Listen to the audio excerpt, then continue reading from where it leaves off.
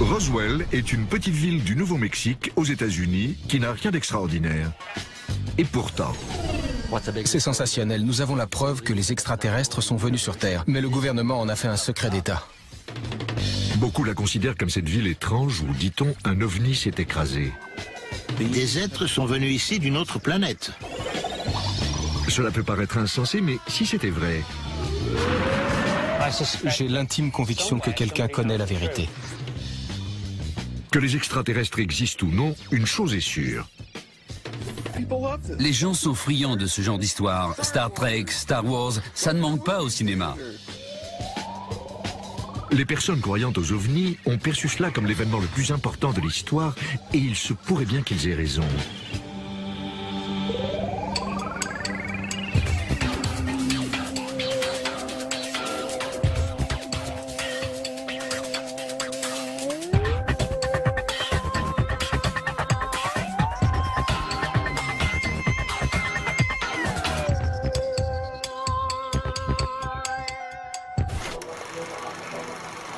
En juillet 1947, Roswell est une petite ville bien tranquille, entourée de ranchs et de déserts. Elle abrite également le 509e groupe de bombardement, c'est-à-dire l'élite de l'armée de l'air américaine. Ces aviateurs ont lancé 2 bombes sur le Japon et fait des tests dans le Pacifique. Les États-Unis viennent de gagner la guerre. Au moment où les choses semblent reprendre leur cours normal, un incident étrange survient. Un objet argenté de grande taille apparaît dans le ciel et s'écrase dans le désert.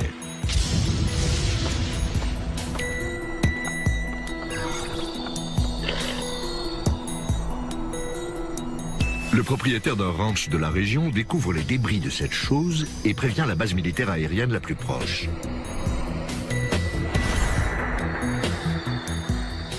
Le gouvernement y porte immédiatement un grand intérêt. Pour la première fois dans l'histoire des États-Unis, un communiqué de presse annonce la découverte d'une soucoupe volante qui s'est écrasée. Évidemment, un incident aussi important fait la une des journaux dans tout le pays. Headline edition, July 8, 1947, that a flying disc has been found. The biggest Who's It, What's It story of the year, the flying saucer. Mais un jour plus tard, le communiqué de presse initial est remplacé par un autre, apportant une explication plus rationnelle.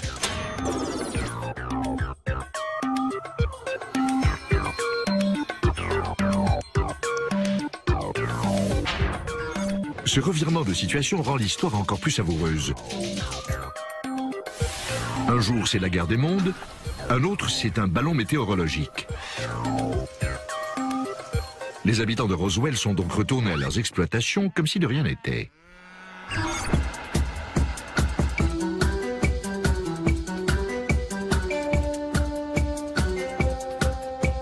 Bien entendu, c'était trop beau pour être vrai et certains ont voulu connaître le fin mot de l'histoire.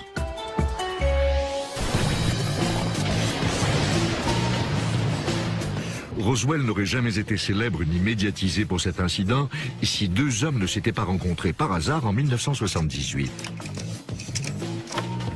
Jesse Marcel, un officier à la retraite, et Stanton Friedman, honorable physicien le jour, ufologue de réputation mondiale la nuit. Après 30 ans d'investigation, je suis persuadé que le gouvernement a récupéré une soucoupe volante accidentée ainsi que des corps d'extraterrestres ici au Nouveau-Mexique. C'est l'affaire la plus importante du millénaire. Attendez, c'est une sacrée déclaration. Nous avons besoin de plus d'informations. Revenons un peu en arrière. En 1947, Jesse Marcel est officier de renseignement à la base aérienne de Roswell. Lorsque la rumeur à propos d'une soucoupe volante se propage en ville, il est chargé d'enquêter. Avant de mourir, il raconte son histoire à Stanton Friedman. La graine est semée et la conspiration de l'incident de Roswell commence. La première fois que j'ai parlé à Jesse de Roswell, c'était en 78, bien avant les ouvrages publiés et les rumeurs médiatiques. Les ufologues ne savaient rien non plus. L'événement avait bien eu lieu, mais personne n'était au courant. Il y avait un morceau de métal, du moins très similaire. Le matériau n'était pas souple, mais il était aussi fin que le papier d'aluminium dans les paquets de cigarettes. J'ai essayé de faire une bosse, en vain. Impossible de plier ce matériau ou de laisser une marque. On a eu beau le mettre par terre et donner des coups de marteau, rien n'y faisait. C'était comme si l'outil rebondissait. Il ne s'agissait pas d'un ballon météorologique. Ce n'était pas un avion. Je ne sais pas ce que c'était. Je ne vois pas les raisons qui auraient pu pousser quelqu'un à mentir à ce sujet, sans compter qu'il faudrait supposer qu'un officier de renseignement, membre de l'élite de l'armée de l'air américaine, invente une histoire aussi farfelue. Cela n'a aucun sens. Stanton Friedman, fasciné par cette affaire, décide de mener son enquête auprès des habitants de Roswell. De nombreux témoins avec qui il a pu s'entretenir sont aujourd'hui décédés. Heureusement, ces interviews ont été enregistrées bien avant le battage publicitaire. Je ne sais pas ce que c'était. Ça ressemblait à du balsam, mais ininflammable, et impossible à entailler au couteau. On a retrouvé un morceau de matériau particulier. On pouvait le froisser, mais il reprenait toujours sa forme initiale plate et on ne pouvait pas le plier.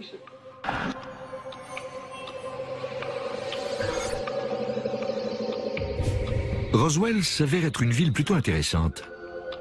Quelque chose d'étrange est arrivé. La question est quoi et pourquoi à Roswell? Il semblerait que les extraterrestres ne peuvent résister à l'association d'armes nucléaires, de fusées V2 et de radars.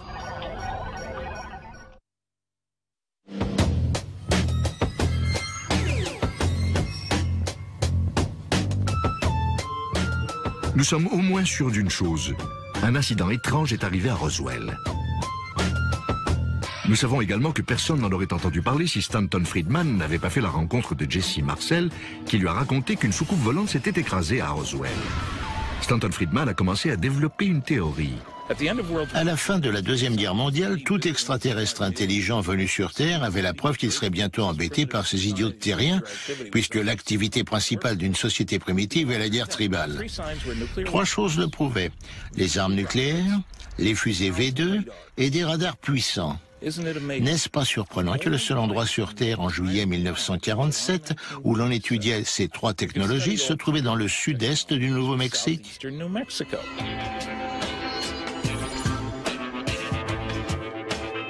Après des années de recherche, Stanton Friedman est désormais capable de comprendre ce que pensent les extraterrestres. Malheureusement, la soucoupe volante n'a pas atterri à Roswell. Elle s'est écrasée. Peut-être allait-elle sur Mercure. Quelle qu'ait été sa destination, elle ne l'a pas atteinte. Le mystère reste entier. Une seule personne encore en vie déclare l'avoir touchée. Il ne s'agit pas de n'importe quel théoricien du complot. C'est un médecin de l'armée de l'air américaine.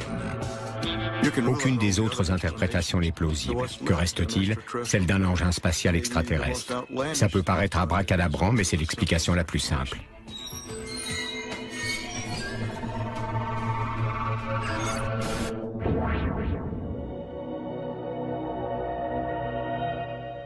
Heureusement pour nous, avant de rentrer au hangar 84 avec les débris de la soucoupe volante, Jesse Marcel passe chez lui pour faire part de sa découverte à sa femme et son fils, Jesse Marcel Jr. Je n'oublierai jamais cette nuit de juillet à Roswell. C'était un moment unique qui a marqué un tournant dans ma vie. Il devait être 1h ou 2h du matin, je dormais à point fermé. Mon père est entré dans ma chambre et m'a réveillé. Il m'a dit « Viens Jesse, je veux te montrer quelque chose ». Il était surexcité, ce qui n'était pas dans son habitude. J'ai donc compris que c'était important. Puis il est allé chercher ma mère et nous a amenés dans la cuisine, où il avait étalé des débris sur le sol. Il nous a dit qu'il provenait d'une soucoupe volante. Certains fragments ressemblaient à ceux d'une poutrelle en I, et des écritures hiéroglyphiques figuraient sur la partie intérieure de la structure. Je lui ai demandé ce que c'était. Jesse Marcel et son père ont fait reconstituer ce morceau de débris d'après leurs souvenirs, afin de pouvoir montrer au monde entier ce qu'ils ont vu cette nuit-là. Sur la partie intérieure de cette petite poutrelle, on peut voir ces symboles. Celui dont je me rappelle le plus est celui-ci à la fin, parce que je retrouvais dans ce dessin géométrique des formes familières, telles qu'un phoque jonglant avec une balle. La signification de tous ces symboles m'échappe un peu. Peut-être que cela veut dire ne pas voler en apesanteur, je ne sais pas. Mon père et moi l'avons analysé pendant environ un quart d'heure, puis il m'a dit « Souviens-toi de ces dessins ». C'est dingue, parce que 60 ans plus tard, c'est toujours ancré dans mon esprit.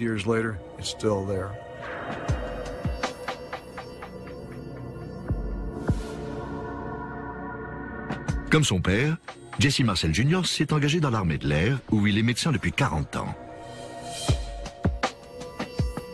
Cette année, il a choisi de passer ses 2 seules semaines de vacances à Roswell, sur les traces de son père. C'est ici, au hangar 84, que son père a apporté les débris. Jesse Marcel nous laisse entendre que l'armée a très vite échangé les débris afin de se débarrasser des journalistes.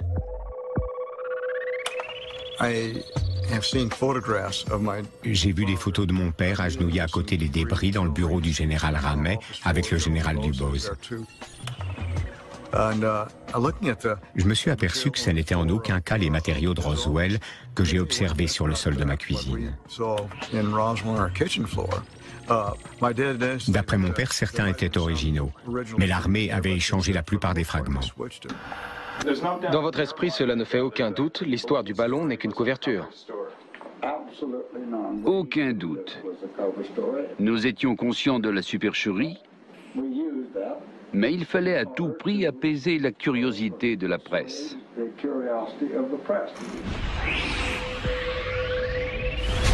Supposons un instant qu'un ovni se soit écrasé à Roswell.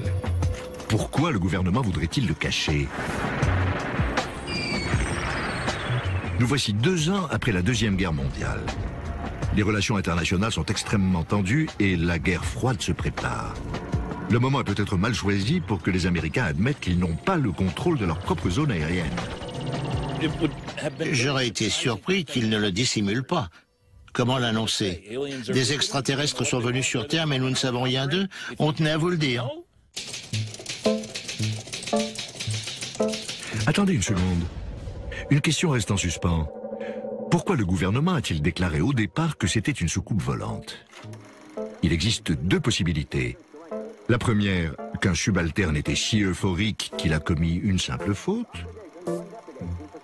Mais le protocole militaire a découvert que l'autorisation de lancer un communiqué de presse devait venir d'un commandant du 509e escadron. Il ne s'agit donc pas d'une erreur. La deuxième, c'était une désinformation planifiée. La stratégie est simple. Admettre que c'est un ovni, puis donner une explication plus plausible, comme celle d'un ballon météorologique. Les gens pencheront plus pour le ballon que pour l'engin interstellaire. Bien sûr, c'est plus facile à dire qu'à faire. Tout d'abord, certains habitants savaient des choses. Ensuite, lancer une affaire médiatique et la faire oublier par la suite était un vrai coup de maître. Les gens ont avalé l'histoire du ballon.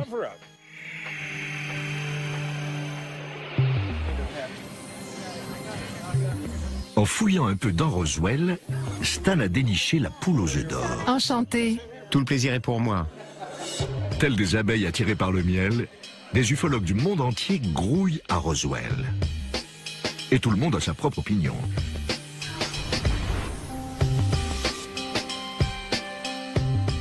Dave Thomas est physicien et mathématicien. Il est également président d'un groupe appelé New Mexicans for Science and Reason. Dans le milieu scientifique, on dit que les prétentions extraordinaires requièrent des preuves extraordinaires. Pour prouver à quelqu'un que des extraterrestres ont traversé les profondeurs de l'espace pour venir sur Terre, des photos floues ne suffiront pas. C'est bien trop extraordinaire. Il faut de réelles preuves matérielles. Le mieux serait un échantillon de sang extraterrestre. Ce serait plus gros que Charles Darwin. L'enthousiasme scientifique ne pourrait être refroidi pour une affaire de cette taille. La raison pour laquelle cela ne s'est pas produit est simple. Les extraterrestres ne sont pas encore venus sur Terre. Un jour peut-être, mais pour l'instant, rien n'est arrivé. Alors comment expliquez-vous ceci? Certains pensent que ce qui s'est écrasé à Roswell était plus qu'une simple soucoupe. Tom Carey et Don Schmitt sont des enquêteurs experts en ovnis. Ils ont consacré 20 ans de leur vie à cette affaire et sont persuadés de détenir la vérité. Ce qui s'est écrasé à Roswell venait d'un autre monde. Plusieurs personnes nous ont confirmé avoir vu l'engin spatial et les cadavres des passagers. Cadavres des passagers. De vrais cadavres d'extraterrestres? Ça devient très intéressant. Nous pensons que jusqu'à 5, 6, 7 corps ont été retrouvés sur 3 sites différents. Nous n'avons appris que récemment que Mac Brazel, qui est le premier à avoir trouvé l'épave, a également découvert des corps à quelques kilomètres du champ où se trouvaient les débris. Comment peuvent-ils en être certains? Tom et Don se sont entretenus avec des témoins, leurs filles, leurs frères et leurs petits-enfants. Étrangement, tous ont tenu un discours semblable. Étant donné la cohérence des récits des témoins oculaires, nous avons affaire à quelque chose qui, je cite l'un des officiers à la retraite, ne venait certainement pas du Texas.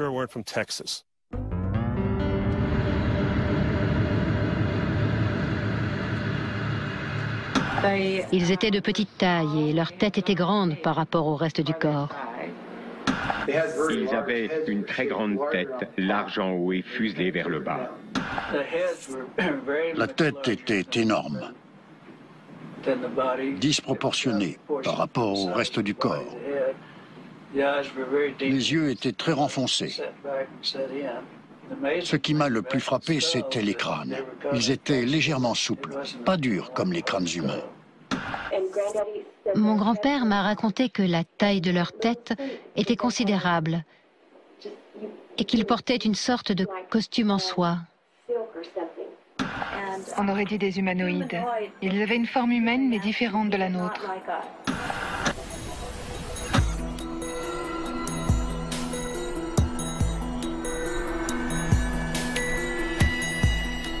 Il faut admettre que c'est assez étrange.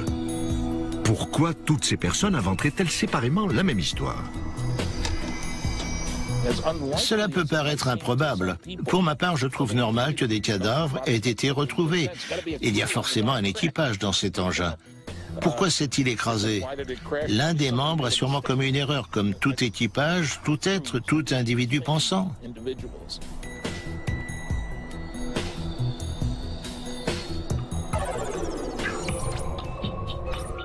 Imaginez que vous avez vraiment vu une forme de vie extraterrestre. Pourquoi attendre 30 ans pour vous manifester? C'est un scoop important. À moins qu'on vous ait menacé. Il m'a dit, vous n'avez rien vu, il n'y a jamais eu de crash ici. Je lui ai répondu, écoutez monsieur, je suis un civil, vous ne pouvez rien contre moi. Il m'a lancé, détrompez-vous, quelqu'un ramassera votre squelette dans le sable. La police militaire est venue nous dire que si George ou moi parlions de cet incident à qui que ce soit, il pourrait nous arriver quelque chose, ainsi qu'à notre famille. Cela arrivait rarement, mais mon père avait pris un ton très sérieux lorsqu'il est rentré et qu'il a dit à ma mère « Rien n'est arrivé, vous n'avez rien vu, n'en parlez ni à vos amis ni à personne d'autre. »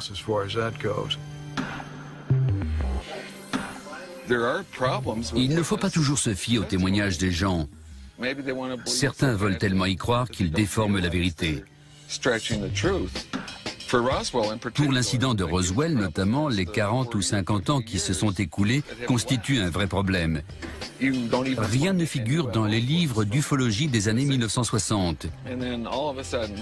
Et tout à coup, comme le phénix jaillissant de ses cendres, le mythe de Roswell prend de l'ampleur. La divergence des histoires le prouve. Aucun des témoignages ne se recoupe. Le crash n'a pas lieu sur un seul site, mais à 6 endroits différents. C'est à la carte. Quel est l'auteur ufologue que vous préférez? Choisissez le site du crash qu'il décrit. Ce n'est qu'une des théories émises sur l'incident. À présent, Don et Tom vont illustrer leur découverte sur ce grand tableau. Nous soutenons qu'une explosion a eu lieu à 32 km au sud-sud-est de Corona et que des débris ont été projetés à cet endroit précis. Le long de la ligne représentant la trajectoire de l'objet, quelques corps seraient tombés sur ce site, à environ 3 km au sud-est. C'est le site numéro 2. Sur la même trajectoire, les restes d'un vaisseau ou d'une capsule de secours auraient continué leur chemin sur 22 ou 27 km avant de s'écraser à cet endroit, à 64 km au nord-ouest de Roswell. Nous n'avons toujours pas trouvé ce dernier site. Nous faisons toujours des recherches. Selon moi, il y a eu 2 crashs. Certaines personnes qui voulaient leur part de gloire et de reconnaissance grâce à Roswell ont révélé l'existence d'autres sites et soutiennent leur dire, bien que des données aient prouvé le contraire. Beaucoup s'en servent pour faire carrière, que ce soit les livres ou les films. Je ne peux pas gagner des milliers de dollars avec une conférence dont le sujet serait « Les soucoupes volantes n'existent pas ». Les gens ne sont pas prêts à dépenser autant pour entendre ça. Si tu veux bien l'ouvrir, je le signe. D'accord. Mais tu devras l'acheter. 14,95 $. Je ne rigolais pas, 168 minutes. J'étais assis à côté de Shatner. Il m'a dit « Don, on a tout vendu, c'était super ce soir ». 9,95 $. Depuis, une véritable industrie s'est créée autour de l'affaire de Roswell. Les diverses investigations ont engendré une rafale de controverses. Durant les années 1980, la polémique est à son comble. Cadavres, pas de cadavres, soucoupes, ballons, 2 sites de crash, 3 sites de crash, tout cela est épuisant. Quelqu'un d'autre veut une dédicace?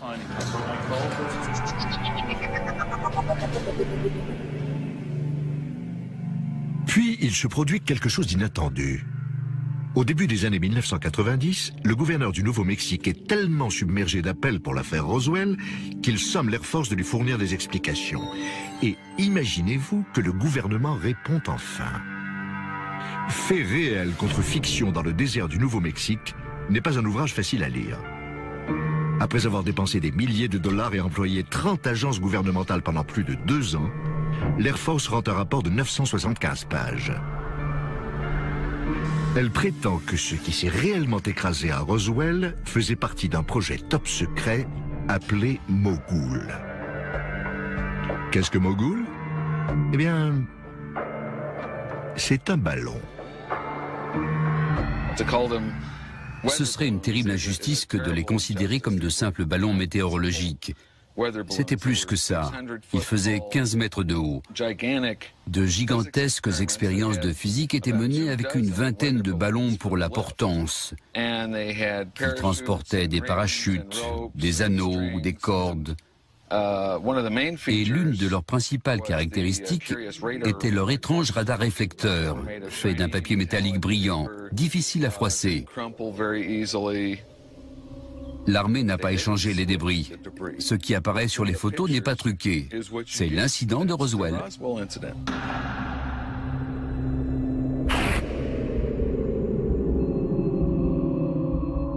Serait-ce si simple que ça? Le gouvernement américain dirait-il simplement la vérité? Dans ce cas, pourquoi faut-il un autre rapport de 300 pages pour expliquer ces symboles?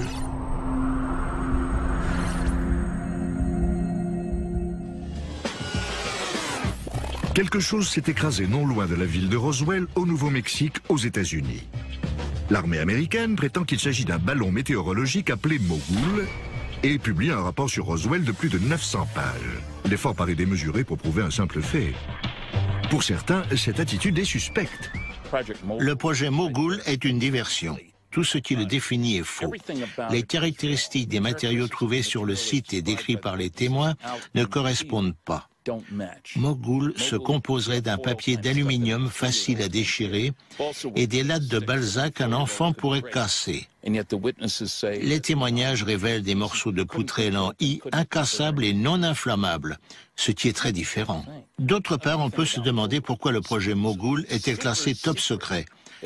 Car ni la technologie des ballons, ni la zone radio, ni rien d'autre n'était tenu secret. Seul le but poursuivi par l'armée était un mystère.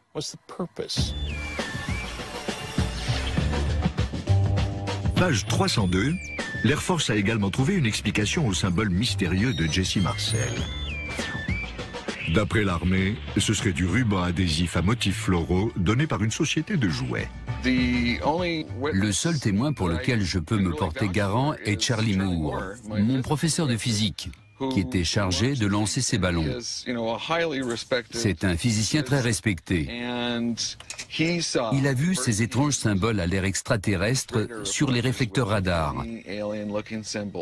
Au fil du temps, il a dû se demander pourquoi ces producteurs de jouets appliquaient des dessins bizarres sur leur matériel. Voilà encore une explication. J'ai pu jeter un coup d'œil au ruban adhésif. Il était bien plus large, plus gros que ceci. Il comportait des fleurs, pas ce genre de symbole. J'ai pu les comparer et je peux affirmer que ce n'est pas du tout ce que nous avons vu. À présent, tout est clair. Vous vous souvenez de ça? Le mieux serait un échantillon de sang extraterrestre. Que pensez-vous, non pas d'un peu de sang extraterrestre, mais d'une tête et des jambes? En fait, d'un corps entier. Attention, vos désirs sont désordres. Voici le célèbre film d'une autopsie d'extraterrestres. And this is where it all began. Behind me are markers indicating the supposed crash site of a UFO spaceship and 3 alien bodies found in 1947.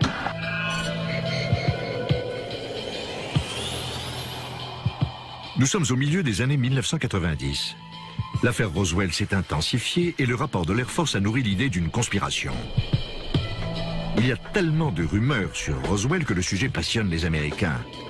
The X-Files, Au-delà du réel et Star Trek sont des séries phares. Independence Day et Mars Attack passent dans les salles de cinéma. Je me demandais si une petite créature allait venir nous attaquer. Certaines personnes se font enlever et des extraterrestres viennent sur Terre. Il est grand temps que les gens ouvrent leur esprit. Puis surgit un élément nouveau. Étrangement, il arrive pile au bon moment. C'est le film le plus controversé jamais diffusé sur nos écrans de télévision. Ce serait la véritable autopsie d'un extraterrestre. On affirme également que la créature que l'on analyse provient du site du crash de Roswell. Un Anglais, Ray Santilli, prétend avoir découvert en Floride ce document choc authentique qui proviendrait d'un ancien caméraman de l'armée.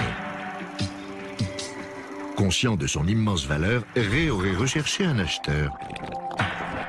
Bob Kiviat, un producteur chevronné de Los Angeles, spécialisé dans les programmes paranormaux, entre alors en scène. Lorsque je prends contact avec le bureau de Ray Santilli en Angleterre, je comprends tout de suite qu'il n'attendait qu'une chose, qu'une personne comme moi ayant une expérience télévisuelle dans le domaine de l'ufologie le contacte. Je me méfiais de l'authenticité de ce film sur l'autopsie d'un extraterrestre qui était censé provenir de l'incident de Roswell. C'était trop beau pour être vrai. Plus que sceptique, Bob Kiviat prend l'avion pour l'Angleterre afin d'en avoir le cœur net. Ray Santilli a sorti une cassette vidéo qu'il a introduite dans un magnétoscope. Je suis resté bouche bée.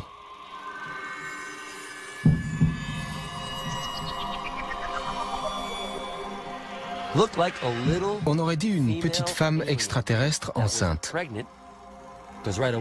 Très vite, les idées se sont bousculées dans ma tête, car j'essayais de comprendre ce que c'était. On aurait dit un vrai film de science-fiction. La suite du film est entrée dans l'histoire. J'ai visionné la totalité de l'autopsie de cette créature, que le public nommera par la suite l'autopsie de l'extraterrestre. Je suis resté bouche bée, je ne pense pas avoir prononcé un seul mot. J'ai peut-être simplement dit incroyable ou encore invraisemblable.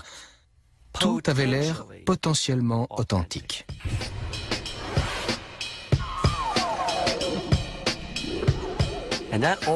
Plus je regardais la vidéo, plus j'étais persuadé qu'il fallait la montrer au public américain.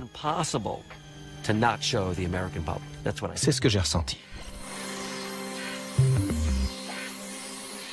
L'authenticité de la vidéo de l'autopsie a souvent été remise en cause. Comment connaître la vérité? Tout d'abord, observons la pièce. C'est une prétendue petite salle d'opération du Texas. Rien ne prouve que cela est faux. La pendule sur le mur est un modèle de General Electric que l'on trouvait déjà en 1947. Le téléphone est un téléphone standard de Bell qui existait également en 1947. Les instruments chirurgicaux authentiques, la table d'opération authentique. À première vue, la pièce semble normale. Qu'en est-il des médecins? Tout d'abord, une autopsie est rarement pratiquée en combinaison étanche. Mais lorsqu'il s'agit d'une créature d'un autre monde, mieux vaut prendre ses précautions. Cependant, le fait que tous les visages soient cachés, y compris celui de la personne se trouvant derrière la vitre, est très pratique. Ces microbes extraterrestres doivent être extrêmement dangereux. À présent, analysons la procédure en elle-même. L'une des premières choses que l'on apprend à la fac de médecine, c'est comment tenir une paire de ciseaux.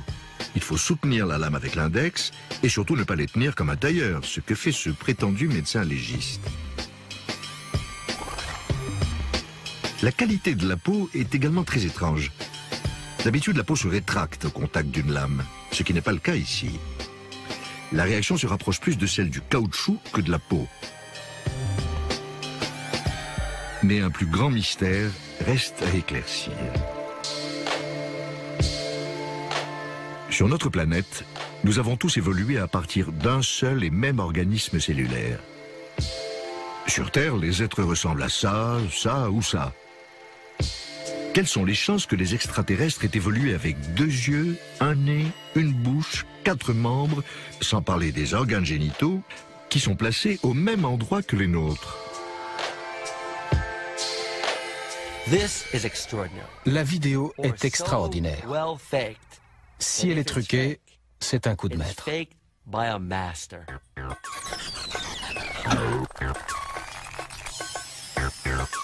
Mais qui serait ce maître?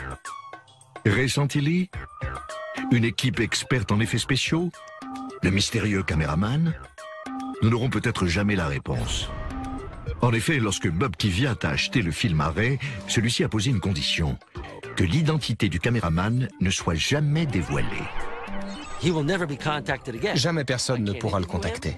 Je ne peux pas l'interviewer. Je n'ai aucune garantie de pouvoir le rencontrer dans le cadre du documentaire pour Fox. Le caméraman était motivé par une seule chose: vendre cette vidéo pour financer le mariage de sa fille.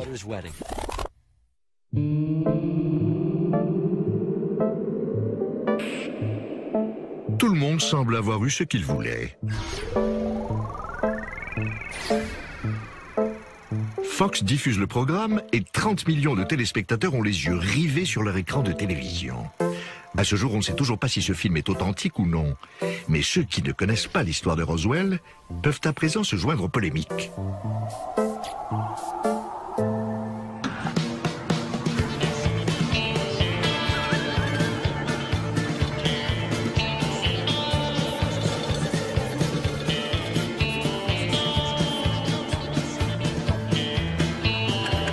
Regarde les ovnis dans le ciel.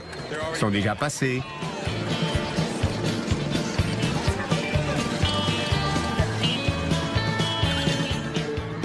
La légende de Roswell se propage. Le débat sur l'autopsie de l'extraterrestre n'a fait que raviver le feu. Allez, Roswell! Les Américains sont donc obsédés par les extraterrestres. Avec tout ce remue-ménage à propos des petits hommes verts, on pourrait penser que l'Air Force ne remuerait pas le couteau dans la plaie. Ils l'ont déjà dit, c'était un ballon météorologique mogul, pas vrai? Mais en 1997, l'Air Force rédige un autre rapport de 300 pages qui a pour titre « Le rapport Roswell, affaire classée ». Ce dernier rapport prétend expliquer la présence de corps identifiés comme des cadavres extraterrestres.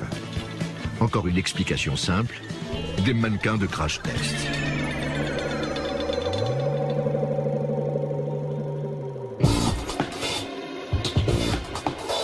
Nick Redfern est chercheur en ufologie. Il a également écrit 7 ouvrages sur le paranormal. Lorsque la théorie des mannequins de crash test s'est avancée, il se forge immédiatement sa propre opinion. Roswell semble défier toute explication. C'est pour ça que le mystère demeure entier. Les gens doutent.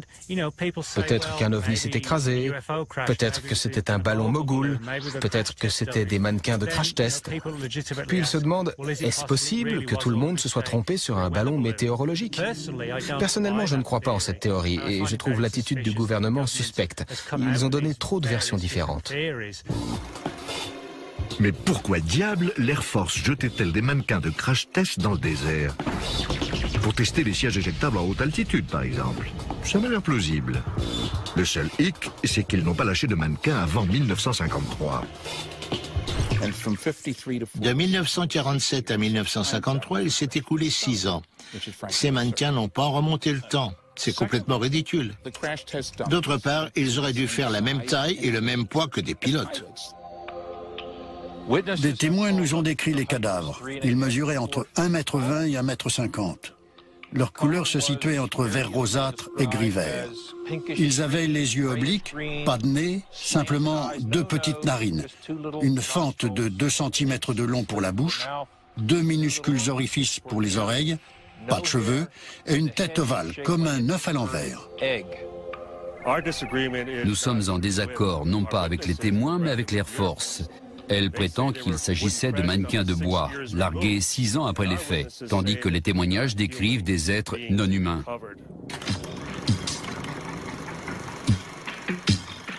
Les habitants ont-ils aperçu des mannequins de crash test ou des extraterrestres? Nous pouvons nous interroger, mais la vraie question subsiste.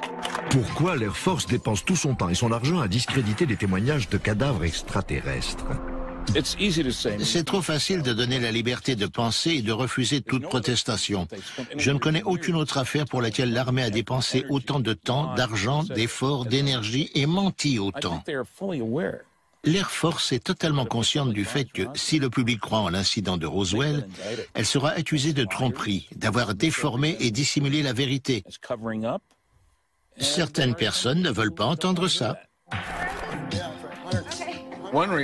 Les gens croient en cette affaire parce qu'ils sont animés par la théorie du complot. Une fois lancée, elle s'alimente. Et toute tentative de la réfuter est considérée comme faisant partie du complot, ce qui ne fait qu'accroître le processus. C'est la cause principale. Le public est friand de ce genre d'histoire à sensation. Voici l'extraterrestre le plus incroyable, numéro 8. Roswell est la Mecque des ufologues.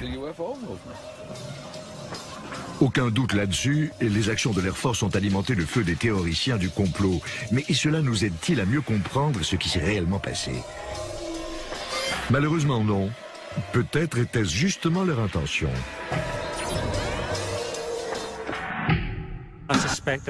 Je suis certain que les diverses versions et théories conflictuelles ont été avancées dans l'unique but de créer un état de confusion.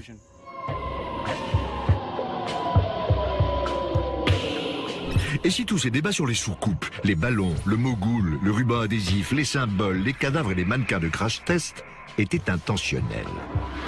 Pour laisser le public polémiquer sur les extraterrestres afin de mieux cacher la vérité. Revenons en arrière. Souvenez-vous du tout début.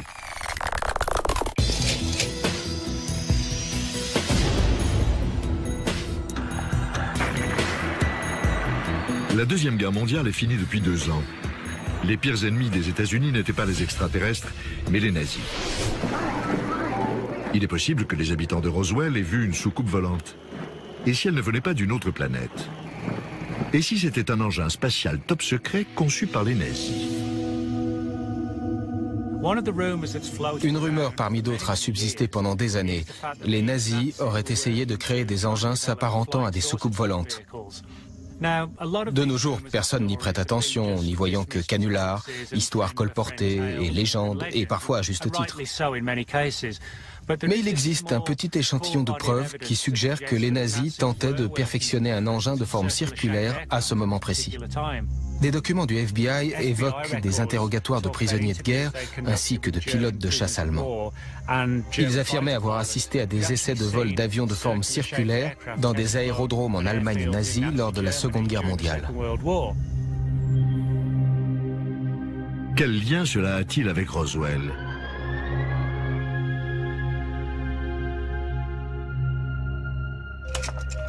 Les mêmes scientifiques qui ont pu effectuer des essais de vol de ces engins en forme de soucoupe sont envoyés secrètement aux États-Unis sous un nom de code neutre, le projet Trombone.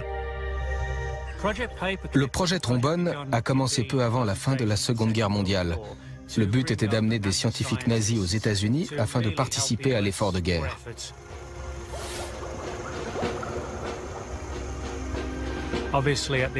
À la fin de la guerre, il paraissait évident que l'ennemi numéro 1 des États-Unis serait la Russie. L'Allemagne nazie vaincue, il fallait s'emparer du plus grand nombre possible de scientifiques nazis avant que les soviets ne mettent la main dessus. Et devinez où ils sont conduits? Dans le sud-est du Nouveau-Mexique. Le crash de Roswell est-il en réalité celui d'une soucoupe volante nazie?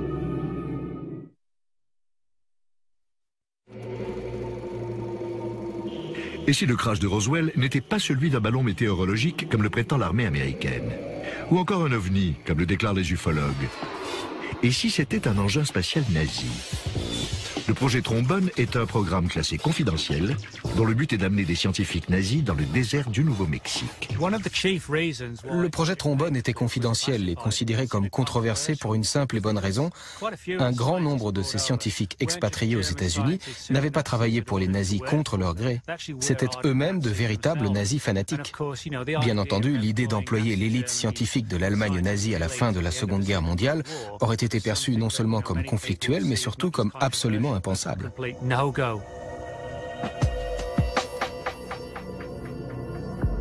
Le gouvernement a-t-il utilisé la version de l'OVNI depuis le début afin de dissimuler sa propre activité? En parlant de ça, qu'en est-il du petit homme vert? Le projet Trombone fournit une bonne explication pour le disque, mais que deviennent ces pilotes d'1,20 m? À Roswell, nous avons cet immense champ de débris et des témoignages de cadavres extraterrestres retrouvés dans le même périmètre. C'était peut-être le lancement d'une fusée V2 qui a eu lieu au même moment, ramenée d'Allemagne nazie avec un équipage de singes à bord. C'était l'apogée de la guerre froide et vu l'étendue des dégâts, il ne fallait pas que les Russes découvrent que le gouvernement américain avait inventé cette histoire de soucoupe volante afin de dissimuler une expérience menée sur des singes. Bien que l'Air Force ait nié cette même théorie, il n'en reste pas moins que pendant les années qui ont suivi l'incident de Roswell, des tests ont effectivement été conduits sur des fusées V2 contenant des singes à bord.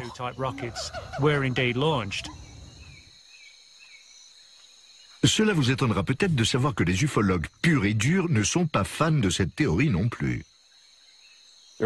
Rien de ce qui a été trouvé n'était conventionnel. Ni câble, ni tube à vide, ni rivet, ni vis, ni boulon, ni rien de tel. Si c'était une technologie allemande, où ont-ils bien pu trouver des composants extraterrestres? Soyons honnêtes, aucun d'entre nous n'y était, pas même les ufologues. Depuis 1947, tout le monde cherche à connaître la vérité sur ce qui s'est réellement passé à Roswell.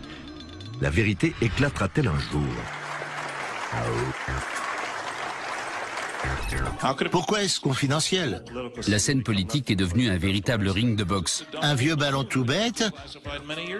Dans un sens, que les extraterrestres se soient écrasés ou non importe peu.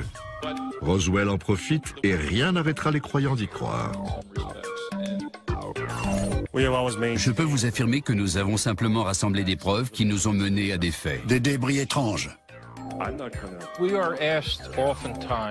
On nous demande souvent d'où ils venaient, pour quelles raisons et comment un engin spatial qui aurait vraisemblablement traversé les galaxies ou le système solaire aurait pu s'écraser.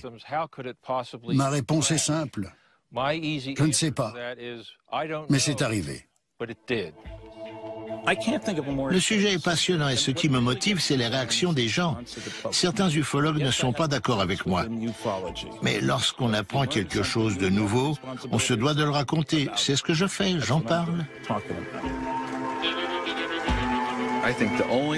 La seule chose qui pourrait convaincre les Stanton Friedman et les véritables croyants du monde entier serait de voir les extraterrestres se poser sur la pelouse de la Maison Blanche et déclarer Klaatu Barada Nikto, c'est-à-dire Roswell, c'était pas nous les gars.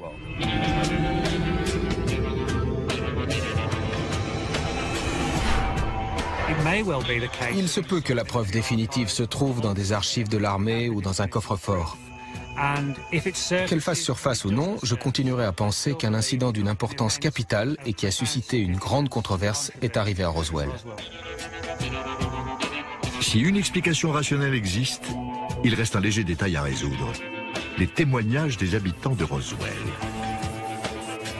Ce n'était ni un avion abattu, ni un ballon météorologique, ni un appareil secret conçu par les nazis, les Russes ou qui que ce soit. Cet engin n'a pas été créé par l'homme. Il venait d'une autre planète. Si vous jugez que la légende de Roswell n'est que pure fabulation, vous pensez alors que tous ces gens se sont royalement trompés ou bien qu'ils ont menti. Tous, sans exception. C'est assez difficile à croire. Mais au final, c'est à vous de voir.